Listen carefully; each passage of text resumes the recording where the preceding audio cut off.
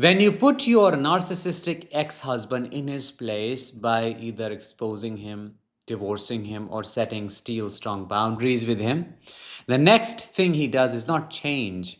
He finds cults where he can go, join other men like him, and cry wolf. Then he channelizes his narcissistic rage to become the protector of the rights of such other men. After joining forces, what do? They attack people online in the name of saving each other, like wolves.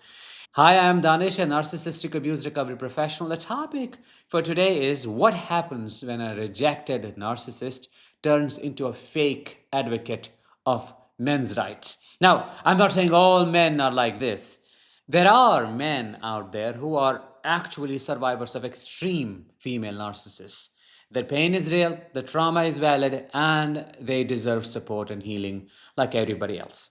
What we are exploring today is something entirely different: the calculated transformation of a rejected narcissist into a digital vigilante using legitimate advocacy as his weapon of choice. So let's dive into what actually triggers this transformation. You have had finally enough. Maybe you have caught him cheating for the 100th time. Maybe you have documented his financial abuse. Maybe you have recorded his verbal assaults. Maybe you have simply gathered the courage to say no more. You have implemented boundaries that would make access to you impossible. For the first time in your relationship, he is not in control. He has been exposed. His mask has slipped in front of a lot of people, people who matter. His reputation is taking hits. The family court is not buying his victim narrative, which is quite rare. His friends are starting to see through his charm. His workplace is asking uncomfortable questions. This becomes his major narcissistic injury, the moment when his false self is threatened and his grandiose self image comes crashing down. When a narcissist experiences this level of injury, and that because of you, they do not self reflect, they do not seek therapy, they do not take accountability. Instead, they seek revenge. Narcissistic revenge, however, has to look righteous. It has to look like they are the hero of their own story. They can't just openly admit they want to destroy you for having the audacity to hold them accountable. No, they need a cause. They need a movement. They need other people to validate their victim narrative. Men's rights movements become the perfect hunting ground for this transformation. Narcissists do not join these movements because they care about issues that men face. They join because they have found the perfect cover story for their rage. Once they have found a group of their choice, they start lurking in online forums, Facebook groups, and YouTube comment sections. He's not looking for healing or genuine community. He starts looking for other angry men who will validate his victim narrative. He starts sharing his story, a completely rewritten version of your relationship, where he was the devoted husband and you were the crazy, vindictive woman who destroyed his life. Notice how quickly he adopts the language. Suddenly, he's talking about false accusations, parental alienation, divorce, toxic femininity. He is sharing articles about men who have been destroyed by the system. He is positioning himself as a survivor of female manipulation.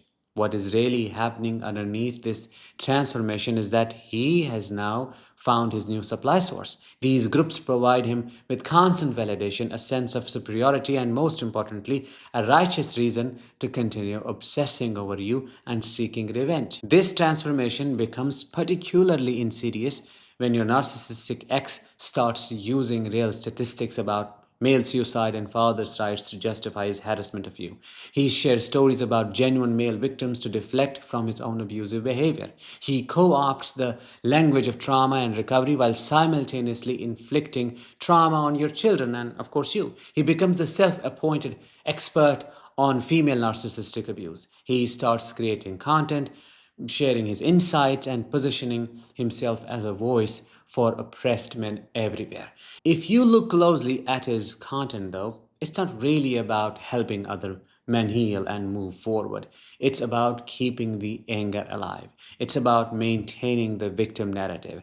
It's about justifying continued aggression toward women, particularly you. Though these online communities become echo chambers where your ex's distorted reality is not only accepted but amplified. Other members share their own revenge fantasies. They strategize about how to fight back against their exes. They share tactics for weaponizing the legal system, social media, and even their own children.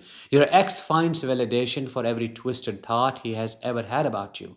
The group confirms that yes, you were the problem. You were manipulative. Yes, he was the victim. And yes, he has every right to seek justice, which in narcissistic speak translates to revenge.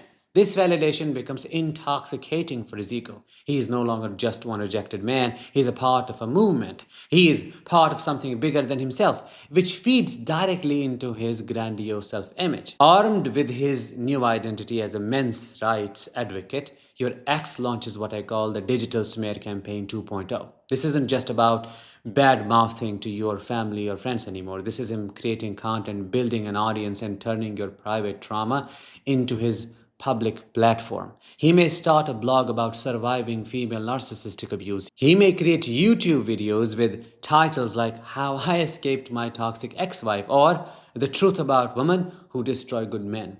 He may build a social media following by sharing his recovery journey, which is really just a detailed account of everything he claims you did wrong. The most dangerous part of this escalation is that he's not just targeting you anymore, he's encouraging other men to view all women through this lens of suspicion and hostility. He is contributing to a culture that sees female strength as manipulation and female boundaries as abuse. So, how do you spot a narcissist masquerading as a men's rights advocate? There are several key indicators that distinguish them from genuine advocates, genuine victims. The story never changes or evolves. Genuine trauma survivors grow and heal over time. Their understanding of their experience deepens and becomes more nuanced. Narcissists tell the same victim story with the same level of rage years after the fact. There is no growth, no healing, no moving forward, just endless repetition of their grievances, zero accountability, nothing. Real survivors of abuse can acknowledge that while they were victimized, they may have also made mistakes or contributed to unhealthy dynamics. Narcissists present themselves as completely blameless victims who never did anything wrong. Healthy people who escape truly abusive relationships want nothing more than to move on and rebuild their lives. Narcissists remain obsessed with their exes years later, constantly bringing them up and finding ways to insert them into conversations. And it's not about sharing their experiences, it's just rage baiting other men, it's just constantly berating their name. They are super focused on what the other person did, then how they are moving on and what their healing looks like. Genuine advocates channel their pain into positive change. They work on legislation, support other survivors, and focus on prevention. Narcissistic advocates remain stuck in rage mode, constantly seeking new ways to express their anger rather than working toward actual solutions. They position themselves as the voice of all oppressed men, the expert on female manipulation, the one who will expose a truth that nobody else is brave enough to tell. This grandiosity reveals their true nature. Now, I'm not talking about black sheep here. Indeed, there are black sheep who expose the truth, who have the strength to talk about things others don't want to talk about. These are not the black sheeps. These are the ones who are filled with grandiosity, arrogance, and are extremely entitled. The minute you try to hold them accountable, the minute you try to ask a question here and there, they will get so triggered that they'll just delete your existence from their pages and you will never get to talk ever anymore. The tragedy in all of this lies in the collateral damage. When narcissists infiltrate legitimate advocacy movements, they poison the well. They make it harder for genuine male survivors to be believed and supported. They turn important conversations about men's mental health and fathers' rights into battlegrounds. They also create an environment where other vulnerable men get sucked into toxic ideologies. Men who are genuinely struggling with depression, divorce, narcissistic abuse, may find these communities and get radicalized instead of getting the help they actually need.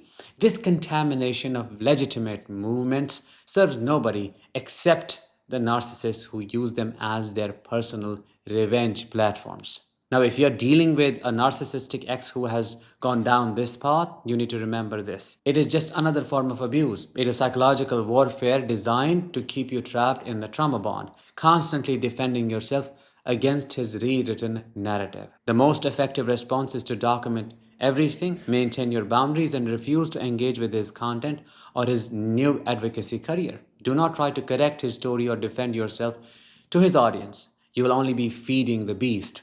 Instead, focus on your own healing and recovery.